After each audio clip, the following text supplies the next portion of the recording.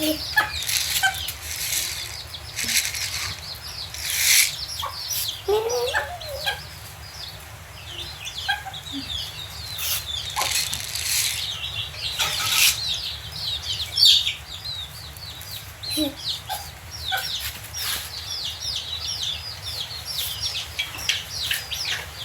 This না।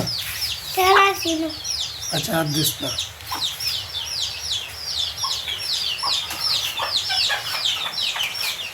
তো দর্শক, আমরা দেশি মুরগি পালতে পালতে কটা শখ করে ফার্মে মুরগি আনছিলাম।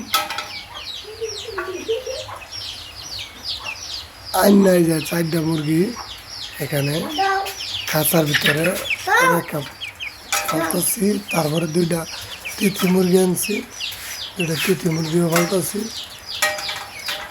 কীরকম তাদেরকে ভালো।